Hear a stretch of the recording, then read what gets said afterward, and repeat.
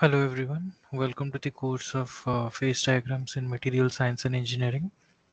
In this course, we are studying about the phase diagrams, different types of phase diagrams which are in use in material sciences, and how the phase diagrams are formed or um, how they are drawn, and from that we are trying to find out the effect on delta G, that is the Gibbs free energy, and how it is related, how the phase diagrams are related to the Gibbs free energy. We are trying to find out in this course. So this is the fifth tutoring classes of this course. So by now we have studied about three phase diagrams, and in our further classes we'll be studying about more. So today will be the last class about describing or giving you a brief idea about phase diagrams, and after that we will be studying about iron carbon diagrams, which is application of all the phase diagrams which you have studied, like eutectic, eutectoid, then peritectic, monotectic, all the diagrams you have studied. It will be a whole combination of everything. So yeah, let's begin the course. Okay, so a brief recap of what we studied in the previous sessions. In week three, at the end of week three, we were getting introduced to different types of reactions which are taking place in the case of binary alloys. First, we studied about the isomorphous system, where the materials are miscible in solid as well as liquid phase. Those are known as isomorphous alloy systems. Then we studied about binary alloy systems, where it is not miscible. We are not observing isomorphous phases. So first we studied about the eutectic phase diagrams from in case of binary alloys. We studied about eutectic phase diagrams, where first it is an invariant system. You were introduced to invariant systems, and in invariant system, what does it mean? For degrees of freedom equal to zero, invariant system. So for a two binary system, that is a two component system, when phase degrees of freedom is zero, that means the number of phases will be three. When the number of phases are three, the degrees of freedom will be zero for a binary system. So we have three different phases at that particular point or invariant point. So you can see three reactions always happening or always taking place in case of that, and so they are different. They are different to each other because sometimes the liquid is in equilibrium with two solids. Sometimes one solid, one liquid is equilibrium with one solid. It goes on. Therefore, due to this different reaction characteristics, the reactions are assigned different names. You can see eutectic, eutectoid, peritectic, peritectoid, monotectoid, and syntectic. Till now, we have covered about eutectic phase diagrams. We have covered about we have covered peritectic phase diagrams in the previous class. We covered. Today, we will be covering monotectic phase diagrams and syntectic phase diagrams. These these today we'll be covering these two. The other remaining diagrams, that is eutectoid, peritectoid, and monotectoid, are no different than the eutectic, monotectic, and syntectic. The only difference is that in these three reactions, all the phases are solid phases. For example, you can see that here in eutectic, there is a liquid phase which is converted into solid plus solid, alpha plus beta, two solid phases. In eutectoid, there will be an alpha phase which will be converted to two solid phases, beta and beta gamma. Solid, solid, solid. The reaction characteristics remains the same, but the liquid is replaced by another solid. Similarly, for peritectoid, what is happening? Liquid plus, for peritectic reaction, liquid plus alpha gives rise to liquid plus solid gives rise to a beta, different types of solid, different kind of solid. We studied it earlier, right? But in peritectoid, what is happening? This liquid will be replaced by a solid phase, alpha plus beta giving rise to gamma. There are no liquid phases in eutectoid or peritectoid or monotectoid reactions.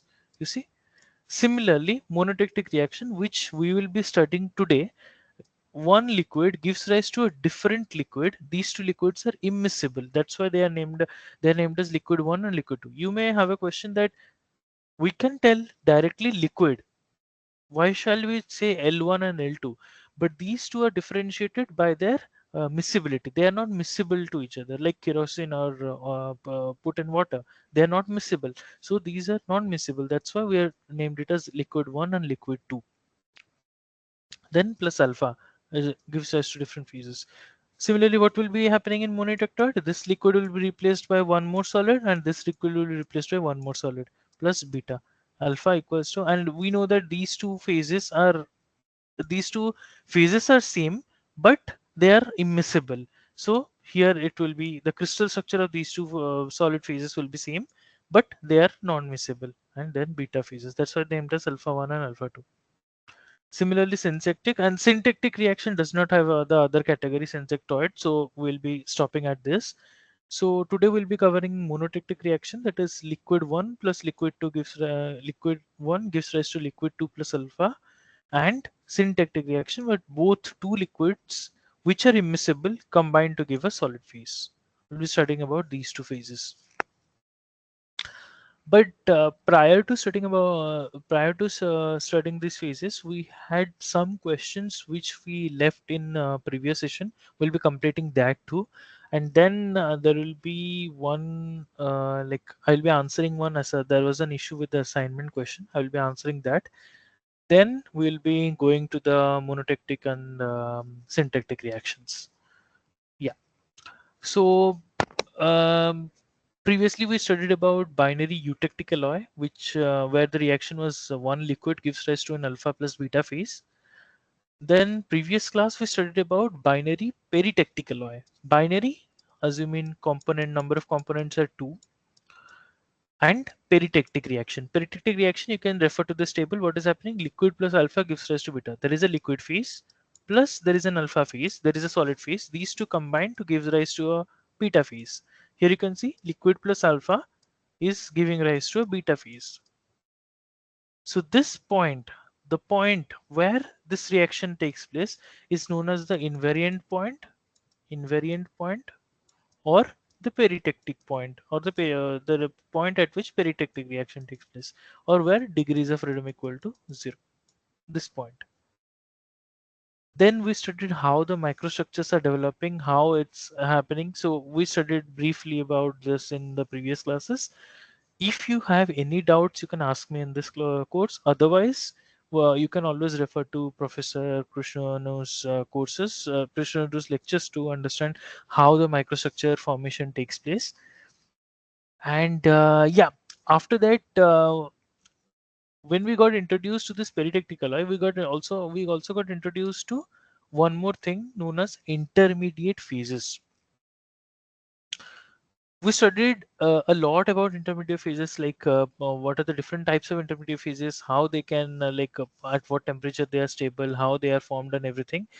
If you have any doubts, you can go back to professor's lecture. Otherwise, I will just give you a brief idea of what is intermediate phases. Intermediate phases are those kind of phases which develop within a phase diagram, but has no relation to the previous, like this is alpha and this is beta. These are two solid phases which are formed previously. Like the intermediate phases which are formed is for a small range of composition which does not have any relation to this previously formed solid phases alpha and beta. They have no relation to this alpha and beta, but they are formed within a small range of small range of fraction, weight percentage. See, this is Ni5Zr. This is a nickel zirconium phase diagram. Nickel zirconium phase diagram. This is I'm just giving an example. There are a lot of phase diagrams where you will be observing these type of intermediate phases. So in this nickel zirconium phase diagram, what is happening?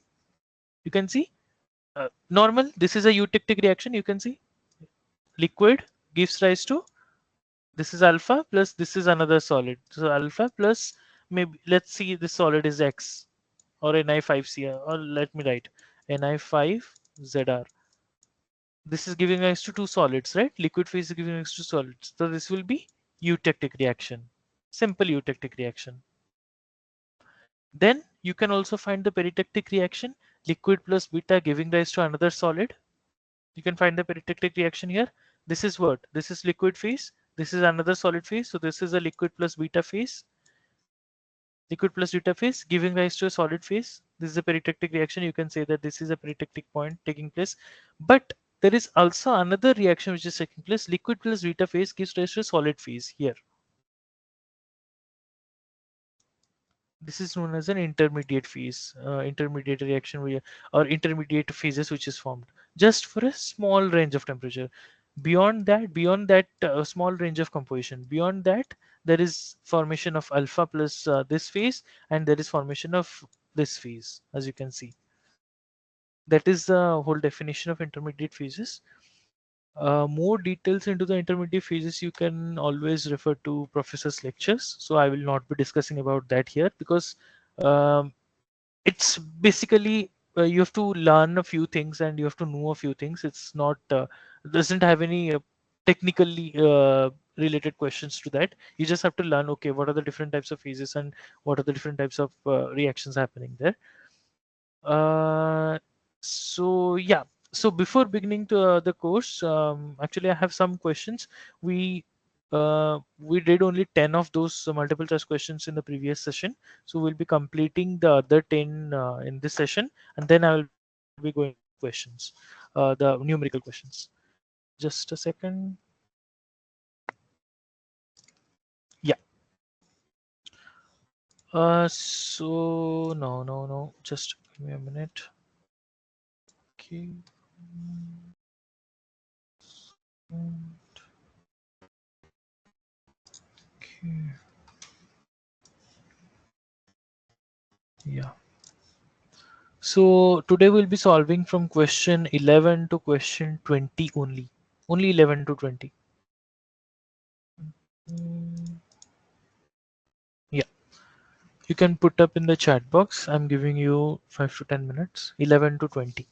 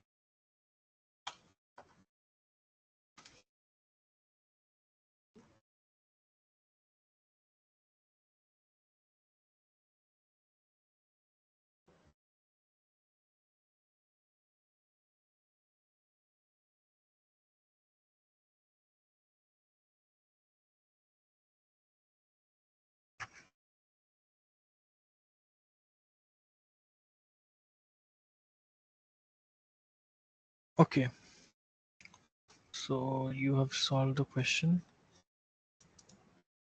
Just a sec.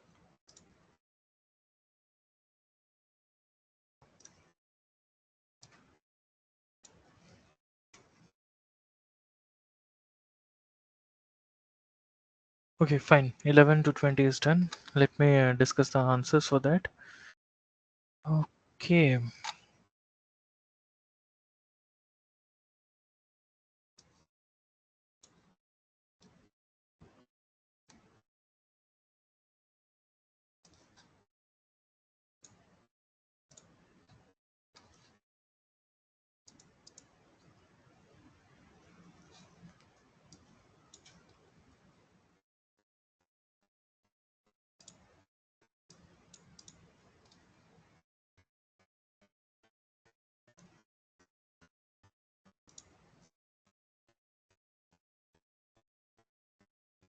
Okay.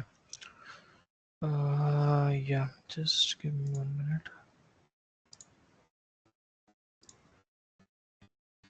Yeah.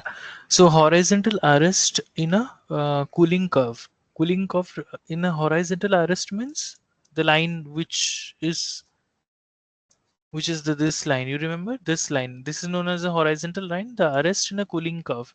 What does it represent? The horizontal arrest represents an invariant reaction. You remember in eutectic reaction, eutectoid reaction, peritectic reaction, there will be a horizontal line where the degrees of freedom will be zero, right? So this is an invariant reaction. Actually, Manikanda, all your answers are correct. So I just want to discuss it for others. So yeah, invariant reaction. Then relative amount of phases in a region can be deduced using, we know that, lever rule. This is the one rule which can be used to find the percentage of the relative amounts of the phases in each region. You're right in that. Then an invariant reaction that produces a solid upon cooling to liquids. So this is the reaction which we will be studying today upon cooling to liquids. But yeah, as it has asked the question, let's see what is that reaction called. See, this is syntactic reaction upon two liquids, as you can see here. About to liquid 1 plus liquid 2 gives rise to one solid phase. This is known as a syntactic reaction. So invariant reaction that produces a solid upon two liquids, L1 plus L2, gives rise to a solid, that is alpha. This is known as a syntactic reaction. Option D. Then a solid and liquid results in a liquid up to upon heating during the a solid and a liquid results in a liquid. Okay, a solid and a liquid maybe alpha plus liquid 1 gives rise to some other liquid. During which reaction? Solid plus liquid results in a liquid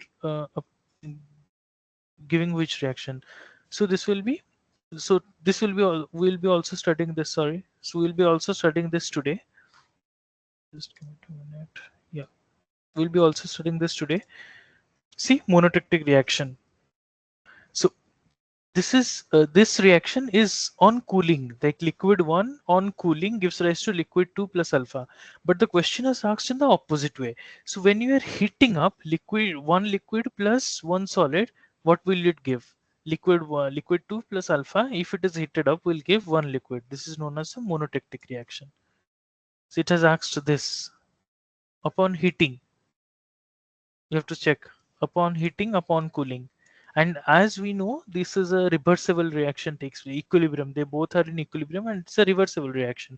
So, like equilibrium reaction. That means forward reaction and later backward reactions are same. So when we are heating up, we'll be forming alpha plus L1. When we are cooling down, we'll be forming, when we are heating up, we'll be forming L2. When we are cooling down, we'll be forming alpha plus L1, right? So this will be answer will be monotectic reaction. Then a solid plus liquid results in a solid upon cooling during which of the reaction? What is this asked? A solid plus liquid gives rise to a solid maybe a solid plus liquid gives rise to a solid upon cooling. Okay, during which of the reaction? So alpha plus L1 gives rise to beta. Let's check in the answer. Let's check in the slide. What is the reaction? Alpha plus L1 gives rise to beta, right?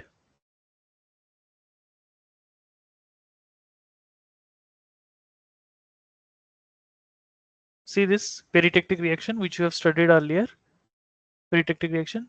Alpha plus liquid gives rise to beta. One liquid phase and one solid phase gives rise to another beta solid phase.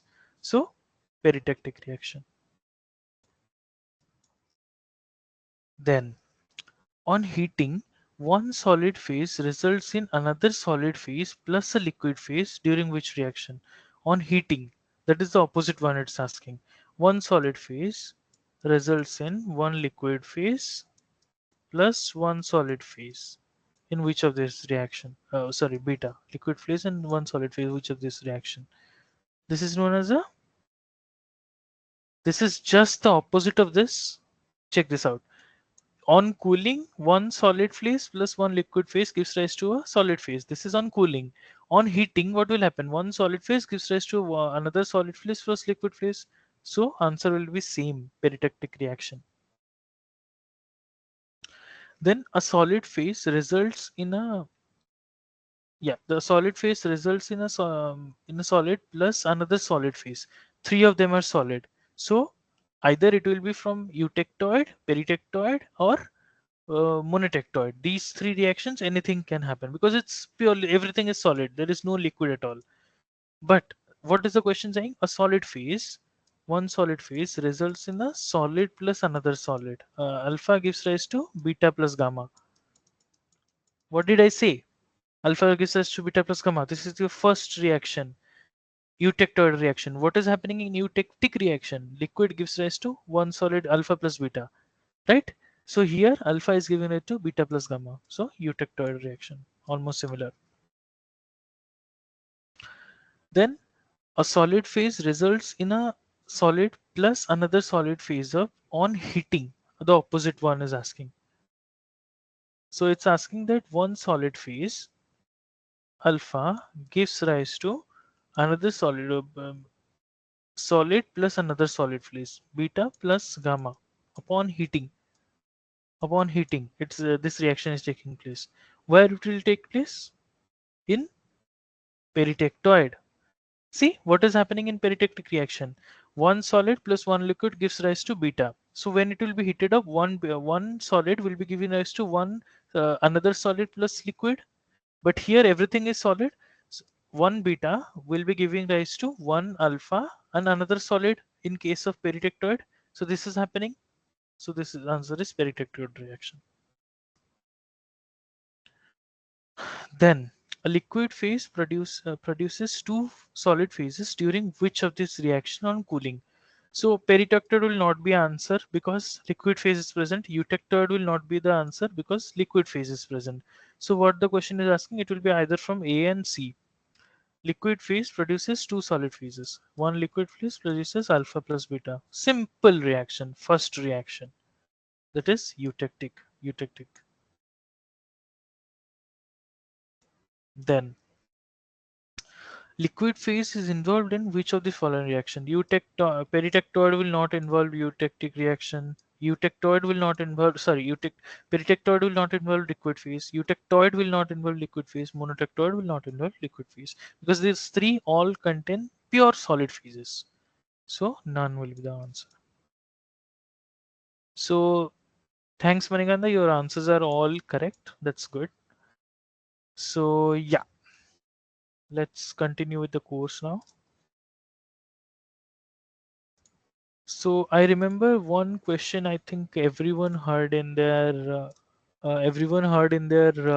assignments that there was some issues with the assignment 4, question number 15, I guess. Yeah, the answer is it will be true because what the question is given, the answer should be true. but untrue is given as the right answer while evaluation. It's the fault from our, from like admin side. So I think they will, I have sent an email to them, maybe they will clarify that doubt, and get back to you. So yeah, that's not a major issue, it's fine, because the main aim of this course is to make you understand, or to make yourself understand what is going on, like uh, how the phase diagrams are taking place. So your understanding is that what matters. So if one of the answer is by mistake fault or something, it's don't no need to worry about that. It will not hamper your score or something like that. So just ignore that. You should know the correct answer. Just you should know what is correct, or am I doing the right or wrong thing. Otherwise, don't worry about just getting one wrong answers or so. It will be fine towards the end. Yeah. So before that, we'll be solving some of the questions also, which we left in the eutectic alloys. Let's solve these questions. Yeah, this question. Try, give it a try. Otherwise, I'm gonna solve it. You have to use lever rule for this question. Just give it a go. Otherwise, I'm gonna solve it in the final. Don't worry about it.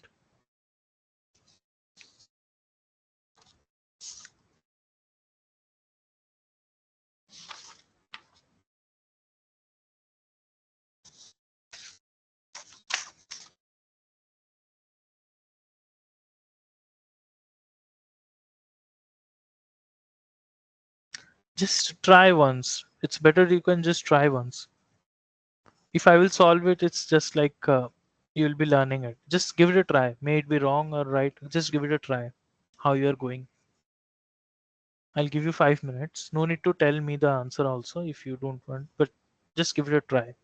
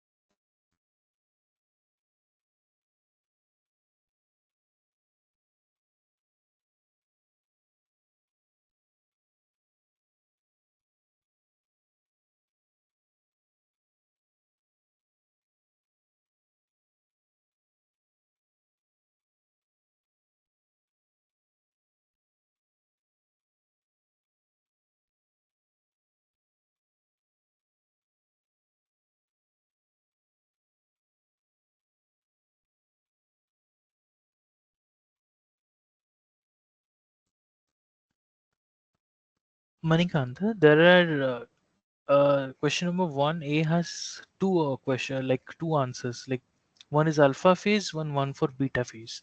The answer you have written, it's alpha or it's beta.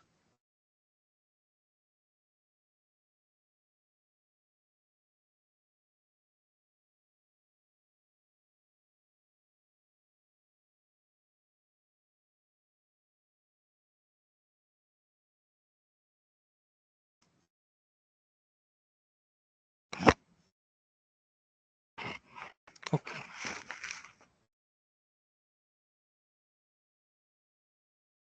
So shall you give a try for B and C, or shall I solve it?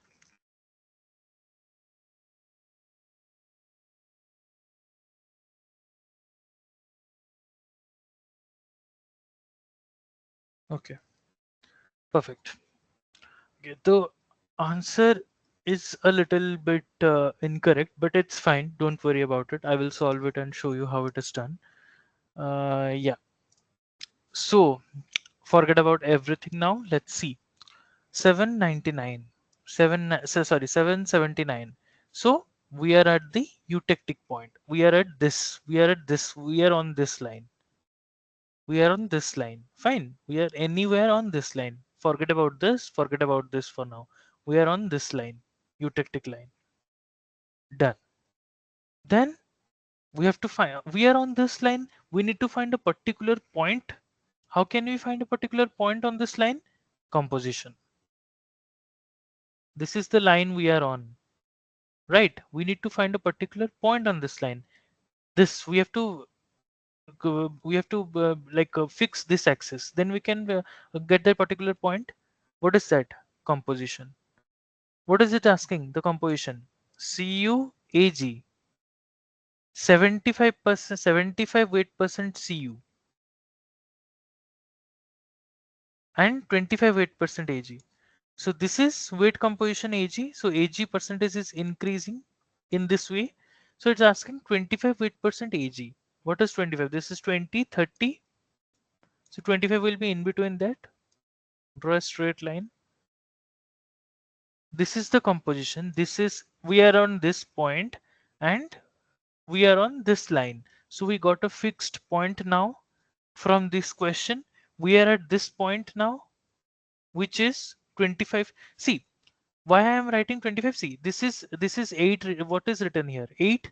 8 is this point. When you connect here, this will be 8. That's why it's written 8. So 8 weight% of Ag. Similarly, this is 71.9% of Ag. And this is 91.2% of Ag.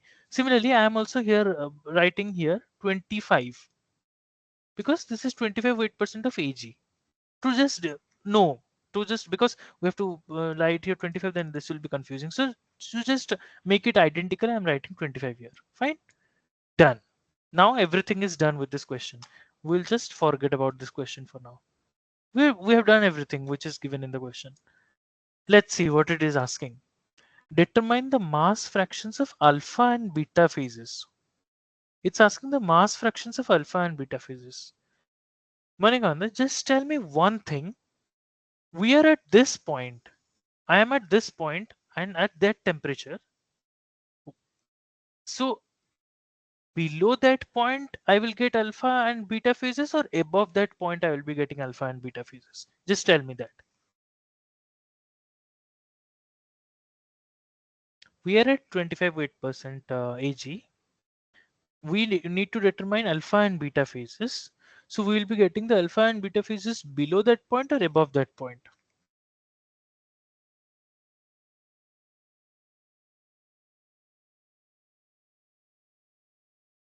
Perfect. So we'll be getting alpha and beta phases below that point.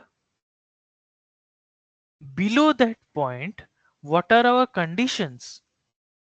This is the beta phase. Here it is the end point below that phase. Here it is the end point for beta phase. Here it is the end point for alpha phase. 8. Here it is 8. 8 is the end point for alpha phase. So when we will put a lever here, let's put a lever here. When we are putting a lever here, our extreme compositions will be 91.2 and 8. Here where here is the point where some people can do the mistakes. What they will do, they will take 71.9 as the endpoint and they will take 8 as the other endpoint and they will do the calculations. Maybe you have done that, that's why maybe your answer is a little bit incorrect. Why 71.9 is not taken as the endpoint? Because that's the thing, you said that alpha and beta are formed below that point. If the question would have asked, determine the mass fraction of proeutectic alpha and liquid, then we are above this point in this region. So when we are in this region, what is our endpoint? This and this. Our endpoints will be 71.9 and 8. So this will be taken as the two endpoints when we are in proeutectic alpha and liquid phases. But in this question, we are being asked alpha and beta phases. So we are below this line, the alpha and beta phases. So our endpoints will be 91.2 and 8%. Did you get what I told, or shall I repeat again?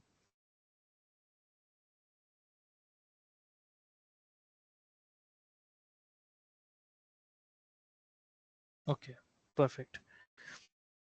So our endpoints we got. So C alpha composition, that is one endpoint, will be what? C alpha, sorry, C alpha will be 8. This is 8, one endpoint. Then C beta, this is the other endpoint, will be 91.2. Then our liver is at 25 weight percent, right? Let me take it as C naught. It is at 25. So everything is at weight percentage. There is no atomic percentage here, so no conversion is needed. We'll be directly applying the river rule. How can we find the composition of alpha and beta? I told you. See, here is alpha and here is the liver. So the composition of alpha will be this line, the opposite line, just the opposite line. How can we find the composition of beta? Here is beta. So this will be the composition line of beta, right? So composition weight percentage is asking a weight percentage, mass fractions, right? So weight percentage of alpha will be, what is the weight percent of alpha? This line. Let me take a different pen.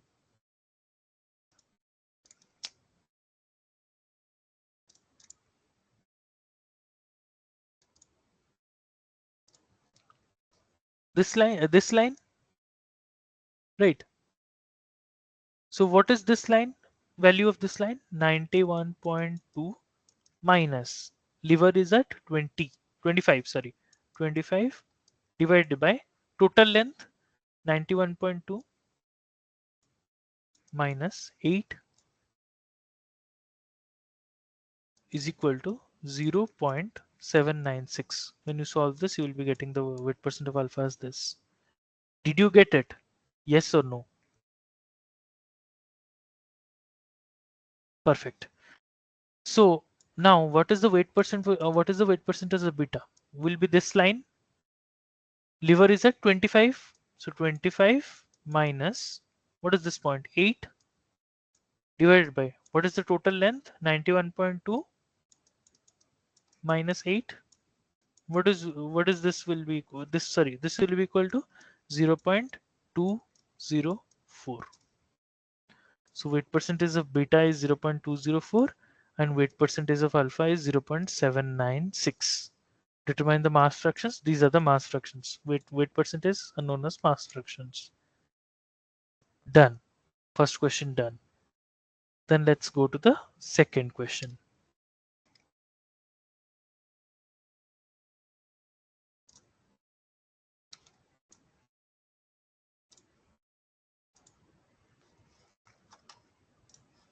Okay. What is second question saying us? Determine the mass fraction of primary beta and eutectic microconstituents. Sorry, I think there's a question. Okay, sorry. This will be, just give me 1 minute. This will be primary alpha. Sorry, because we are at 25 weight percentage, so beta cannot be formed here.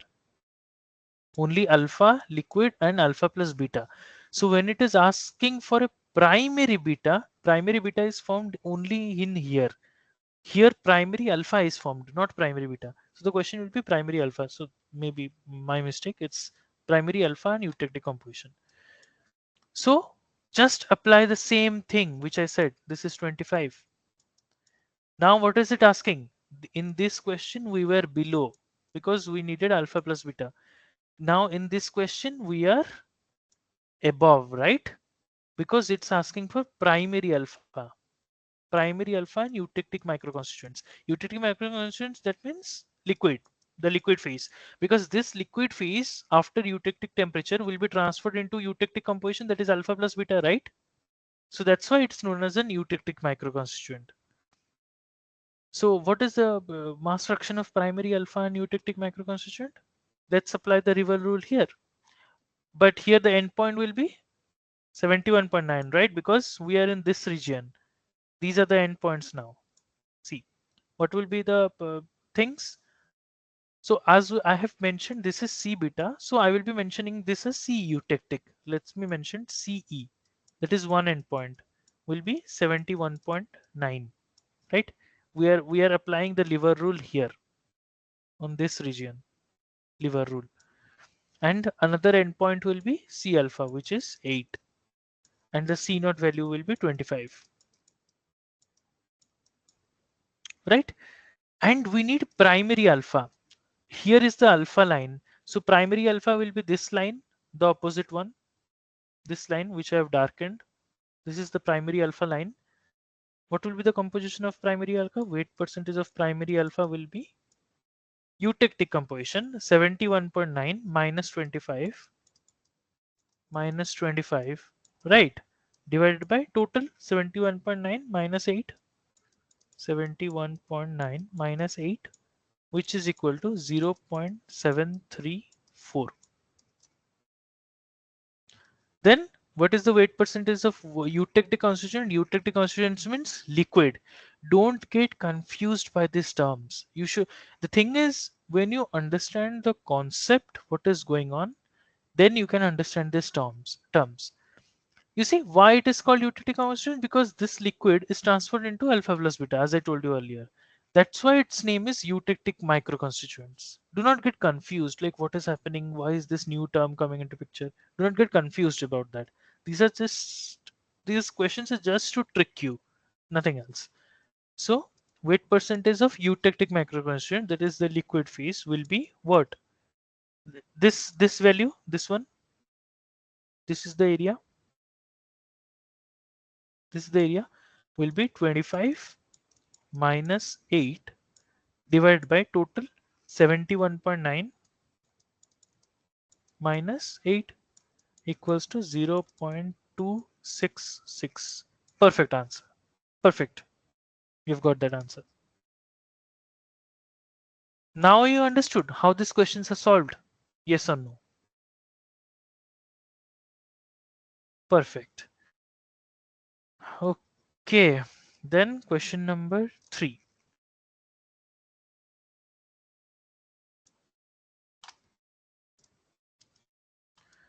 So question number 3 says, what is the mass fraction of eutectic alpha?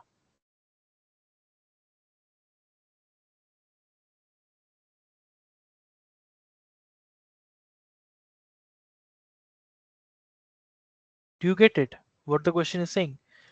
That means this is 25 weight percentage of Ag, 25 weight percentage on the Ag.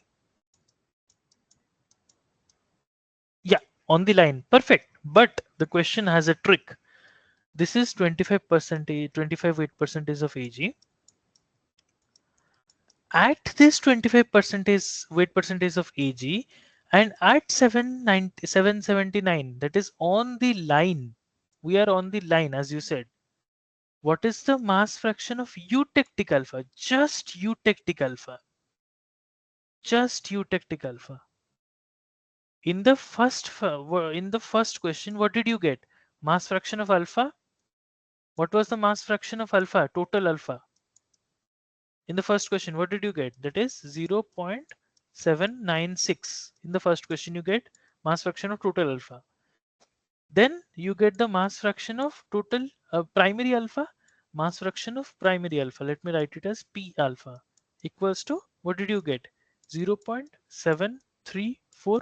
This is the mass fraction of primary alpha. This is the mass fraction of alpha. Then what will be the mass fraction of eutectic alpha? This alpha, this alpha composition, this alpha composition contains both primary eutectic alpha as well as the eutectic alpha after the liquid is forming. Because while looking at the microstructure, you can say that there is a difference between my eutectic alpha and the pro-eutectic alpha. But without looking at the microstructure, just by calculation, you cannot say that. And this is the one problem with liver rule. It doesn't consider, when you take this value, it doesn't consider that there was another pro-eutectic alpha present before that. It will just include everything in this alpha during the calculation. I'm talking about just the calculation, because the calculation doesn't know that it is pro-eutectic alpha or it is pro-eutectic beta. It is formed before or it is formed after. The calculation, we're just calculating what is the value by just taking mathematical calculation, numericals. While determining the microstructure, you can know the difference. So this alpha composition which you calculated, it contains both primary eutectic alpha as well as eutectic alpha. So how will you find out the mass fraction of eutectic alpha? So the mass fraction of eutectic alpha will be total alpha 0.796 subtraction. You can do takeaways. 0.796 minus subtraction, you can take away this mass fraction of pro-eutectic alpha, 0.734 equals to 0.062. This is the amount of eutectic alpha just present. Perfect. Perfect answer. Did you get how to do this type of questions? This is one of the tricky or toughest type of questions you can expect in the exam. You will be expecting better, easier than this direct answer, direct questions. But did you get this question? Like how it is done, how it was started, you should proceed with these questions. Did you understand this? Yes or no? Perfect. So these are the type of questions you should be expecting if you are if you are registered for the exams. These are the type of questions you are expecting, you are expected to answer in the exams. Yeah. Okay. So let's go to another question similar to this, exactly similar to this. Try this question. Give it a try. I will solve it. Don't worry if you get wrong answers. Don't worry about wrong answers. Because wrong answers are the thing where you learn from. Don't worry about wrong answers. Please try to give wrong answers as possible.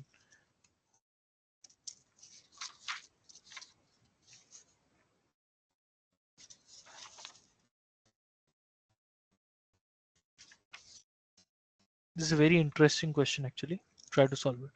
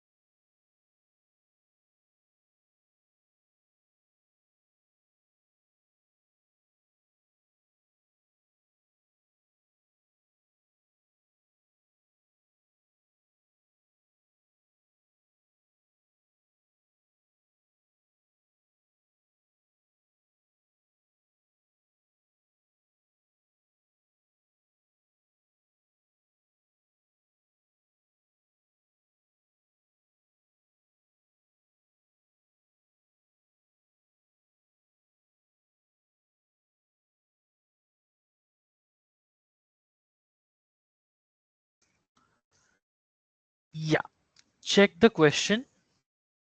So it has given an hypothetical eutectic phase diagram. You have to draw the phase diagram A and for A and B, which is similar to a latent system. It is not a latent system. I have given you the example of latent system to help you draw that diagram. But the question is totally different. It is for a phase diagram of A and B, which is similar to a, be careful with the words, which is similar, which is similar. Similar doesn't mean this is the phase diagram you will be using. Similar means the phase diagrams which you will be constructing for A and B will be similar to this type of diagrams, but the compositions are different. Did you understand? Yes or no?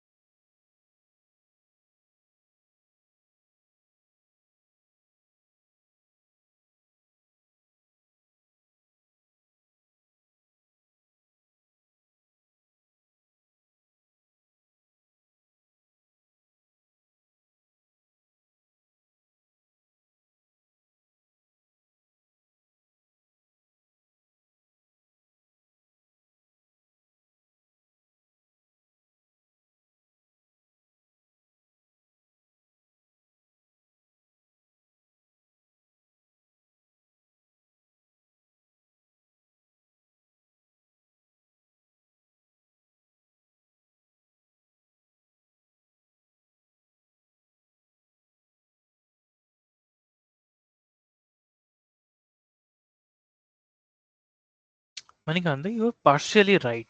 But yeah, you have proceeded in a right way. I can understand how you have done it. But yeah, you have proceeded in a right way. Let me solve it. So yeah, let's draw a diagram. Let's draw a diagram which is similar to Latin system.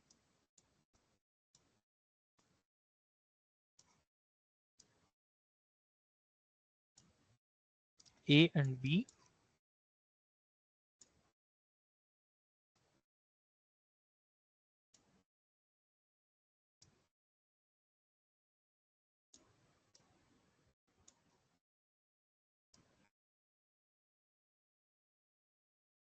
Right, done. You take this is liquid, alpha, beta, liquid plus alpha, liquid plus beta, and alpha plus beta. Done. All the phases drawn. Then A and B at the two extremities. Done. This is done. Question is already done. We done. Assume that alpha and beta phases exist at A and B extremities of the phase diagram respectively. Done. This portion is also done. The Utic decomposition is 47 weight percent beta, 47 weight percent B, and 53 weight percent. 47 weight percent B. So this point is, what is this composition? 47, right? This is 47. Utic decomposition, it's given. The composition of beta phase at eutectic temperature is 92.6 weight percent B. Like the composition of beta phase. That means this point. It's what? 92.6. 92.6 and 7.1% B. Done. This portion is done. Then what is it asking? Determine the composition of an alloy that will yield the primary alpha and the total alpha fractions of 0.356 and 0.693 respectively. What it has given? Exactly similar to the previous question.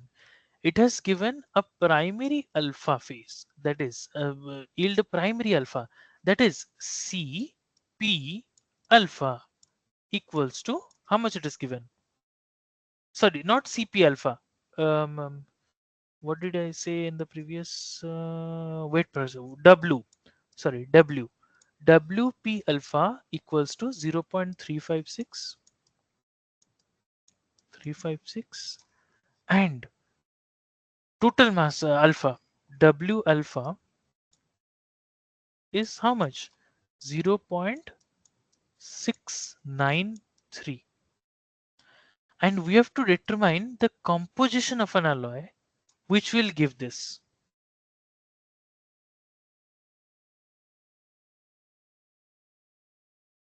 Right. So let's suppose this is the composition of the alloy which will give this value. Let's suppose. And one more question. It's you can see here it will be not in this region. This composition will not be in this region. Can you tell me why the composition will not be in this region? Why I took it in this region? Can you tell me that answer? Perfect. Because the question is asking a primary alpha. Primary alpha. Because alpha, not only alpha, the alpha is present in this region also. It has asked for a primary alpha. So my composition will be only in this area, not in this area, because we are getting primary alpha. Right. So let me suppose this is the composition I am taking. So I will put a lever here. So this may be C, let's suppose this composition is CX, CX, CX, right?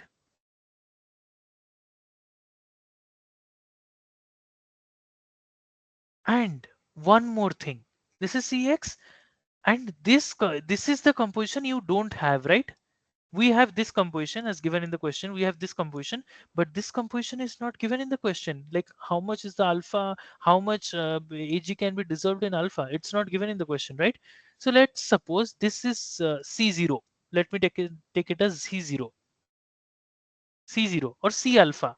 Let's take it as C alpha. Cx, this is C alpha because this is alpha phase, so C alpha. It will not get confused. So there are two unknowns, right? One is Cx, which will give you the answer of this question, and one is C alpha. This the question has not asked to determine, but you have to determine this to answer your question, right? So there are two unknowns. Did you get what I'm saying? Did you get it till now? Yes or no? Perfect. So there are two unknowns. Then let's come to our this question. This is given weight percentage of pro-eutected alpha. How can you calculate the weight percentage of pro-eutected alpha? You are in this region. You are in this region. What will be the value? It will be alpha means in this you are on this side of the tie line, right? It will be 47 minus Cx divided by total 47 minus C alpha, right? Equals to 0.356. This is equation 1. Then the total mass fraction of alpha is given, right? Mass fraction of alpha is given. Where, how can you find out the mass fraction of alpha? You are in this region, in this region, in this region. So what is the mass fraction of alpha? Alpha is in this. So this is the line. This is the alpha line, right? So the value will be 92.6 minus Cx divided by 92.6 minus C alpha equals to 0.693. Question 2. Did you get it till now? Yes or no?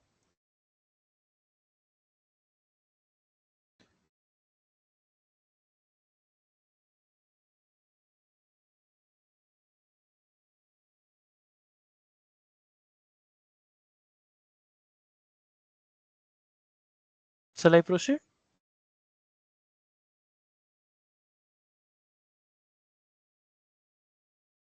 Okay, perfect. So you have two unknowns. One is C alpha, one is Cx, and you have two equations. One is 1 and one is 2. Two unknowns, two equations. Solve this out. You can find out the values of C alpha and Cx, right? So the values will be like say the value will be I'm just telling you the direct answer. You just have to solve this out. You just have to solve this out by process of elimination or any other method you know. So C alpha Cx will be coming out to be 32.6 weight percentage. 32.6 weight percent. That is the question it has asked. Determine the composition of the alloy. Cx. Cx comes out to be 32.6 weight percent. So at 32.6 weight percent, we get a pro-eutected alpha of this much and and alpha of this much. Did you get the solution?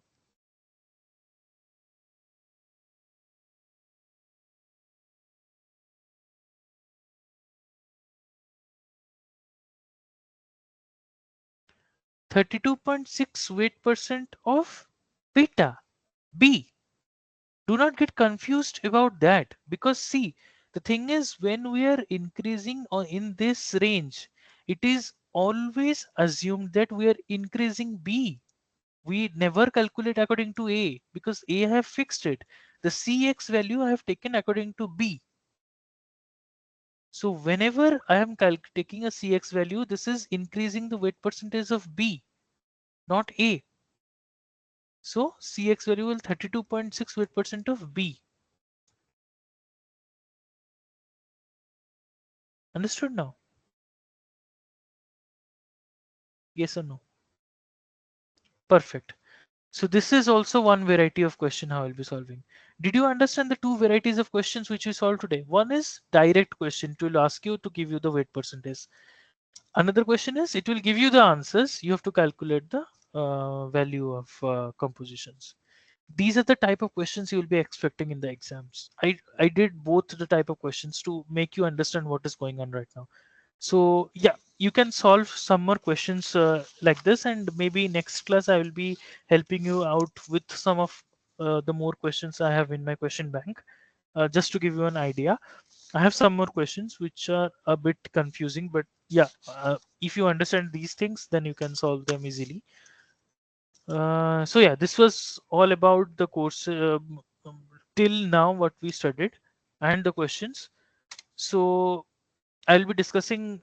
I will take just 5 or 10 minutes, and I will be discussing these two phase diagrams in brief, and then we can conclude the course for today. Yeah.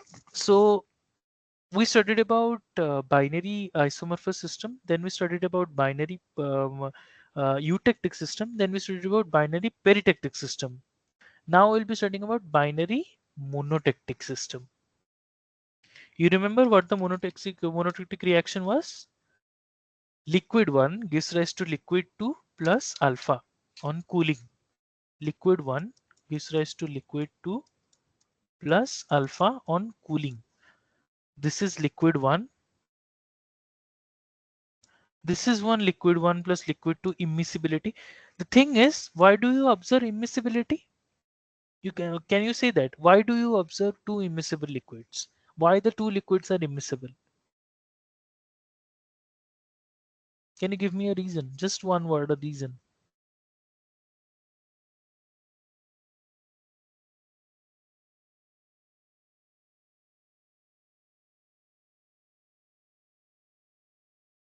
Did you hear my question? Why two liquids are immiscible?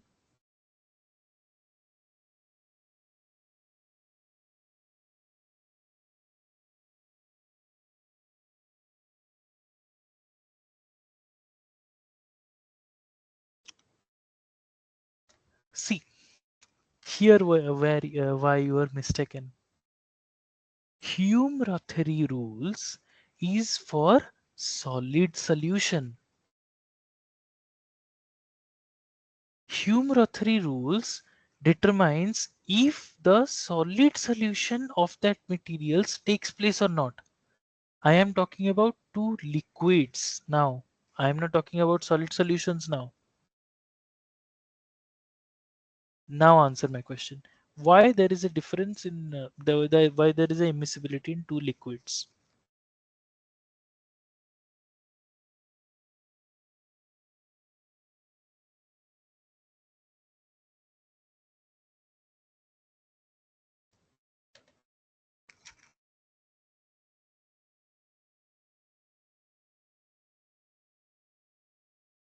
Ah, you are going too far. Polarity and all. Okay, let me answer this question. Okay. Whenever there is a density difference between these two liquids will be immiscible.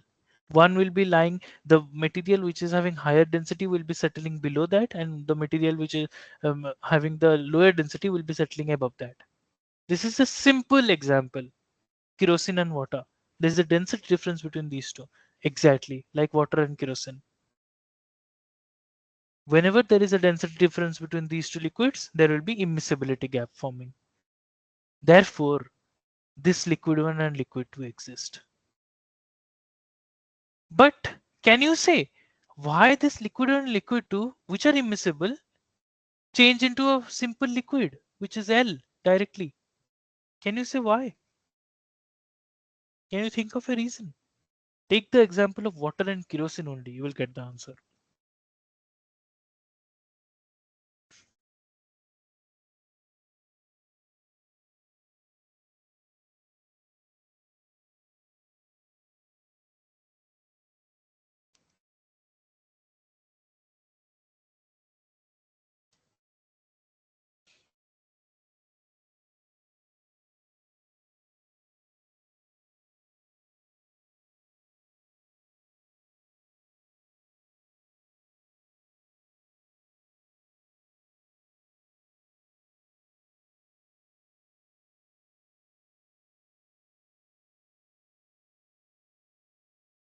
Because I'm telling you the answer, because one of the liquid is burnt, because there is a, if there is a difference in the density, there will be difference in the melting point.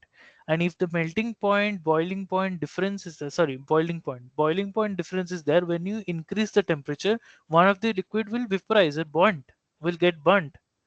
The other liquid will be staying. Therefore, it changes into purely liquid state. Same happens in case of water and kerosene. When you increase the temperature beyond a particular temperature, the kerosene boils. Only remains is one water molecule. Only remains is a liquid solution of water and kerosene. This is what is happening in this region. So let's come to monotectic reactions now. So when there is a monotectic reaction taking place, that is one liquid gives rise to a second liquid plus solid, there will always be a liquid immiscibility present, miscibility gap present. This, you see, this dome like structure shows a miscibility gap in the liquid phase. This is always present, always present. Then there is an invariant point. This is the invariant point where this liquid is converted into liquid 2 plus alpha. Then you can, everything else is exactly same. You can take the tie line here. Somebody will ask you some composition. Then you can just put the lever rule, where calculate the value of this minus this and everything. Everything follows the tie line, tie rule, lever rule, sorry, lever rule. And everything is same. You just need to understand how the reaction proceeds and what is going on for all these phase diagrams. Similarly, another type of phase diagram is syntactic phase diagrams. What is happening in syntactic phase diagrams? One liquid plus another liquid gives rise to a solid phase. This is the syntactic phase diagram rule, invariant reaction. You see, there are two liquids, so there will be an immiscibility gap, right? So as I said, whenever there is an immiscibility gap, there will be a dome-like structure. See, dome-like structure present. Dome-like structure present. And there is an immiscibility gap. And above that, it's pure liquid. These diagrams are very difficult to draw and very difficult to imagine also. That's why you can take an search for those examples and take a look at that, how it is drawn. That will give you a very idea, because these diagrams are very complicated to draw. Yeah. Then this liquid plus L1 plus L2 gives rise to a solid phase. You see, solid phase. Do you find any similarity between this diagram and a peritectic reaction? Peritectic diagram? Do you find any similarity between that? Yes or no?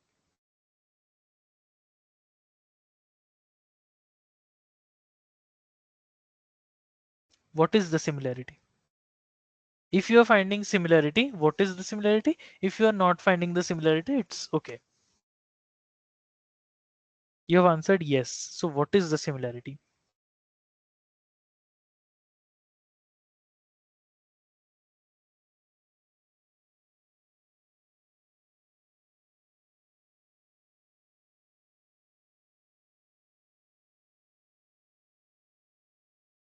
Can you answer that, or shall I explain?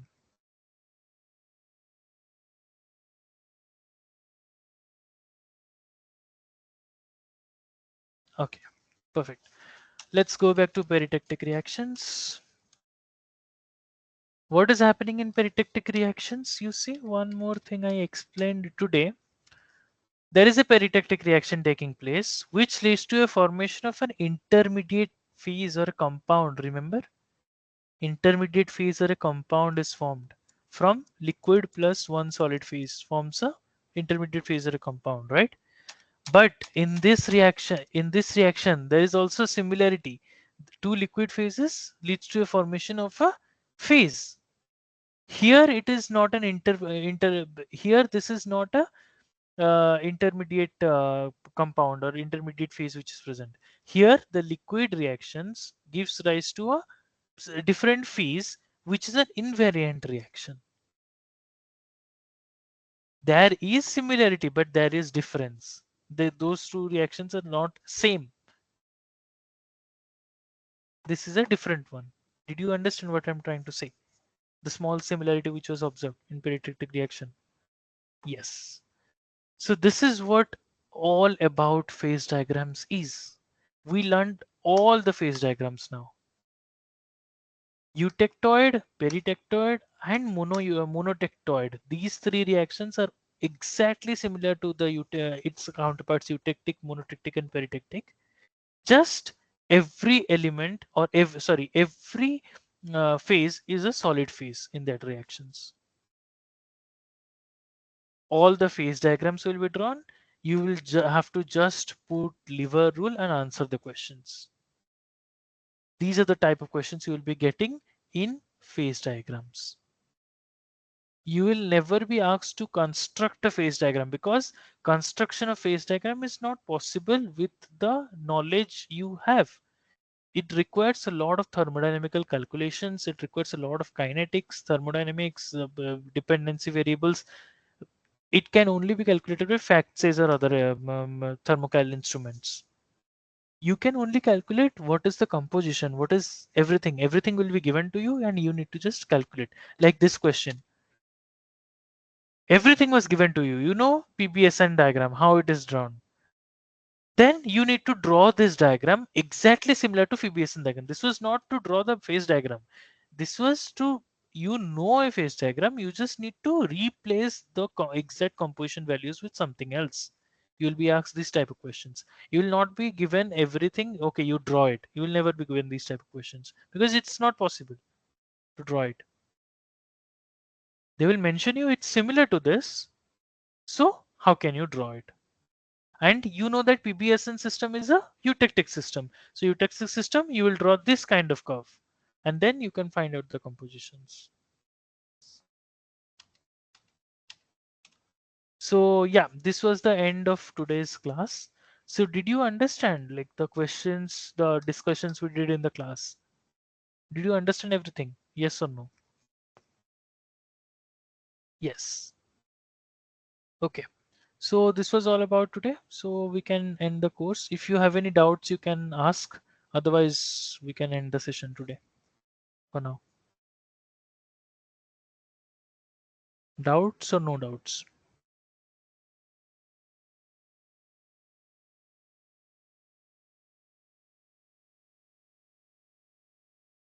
Okay, yeah, tell me the doubt.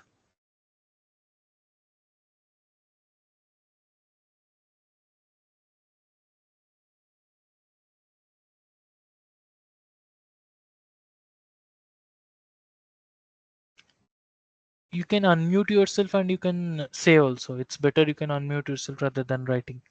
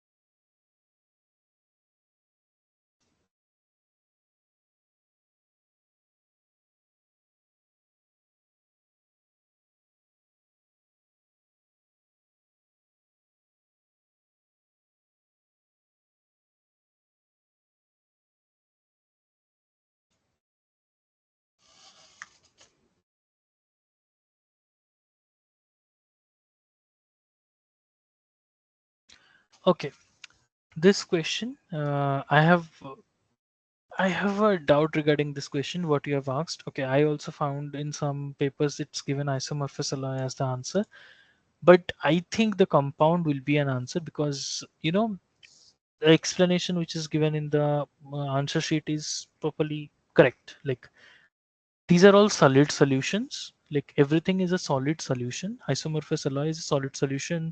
All the reactions given are solid solutions. But compound is a particular uh, uh, phase which is coming out. It's not a solid solution. It's a particular thing which is coming out as a like as in peritectic reaction you saw. There is an intermediate phase or intermediate compound which is formed. This is not exactly in the phase or considered as a phase. But whereas isomorphous alloys and everything else, they are considered as phases and there is a solid solutions taking place. But in a compound, there is no solid solution. That's why this was the answer given. But yeah, give me some time. Let me think about it, the other answer. And if it is true, then I can discuss with you in the next class. Maybe. Okay. Thank you so much. Good night.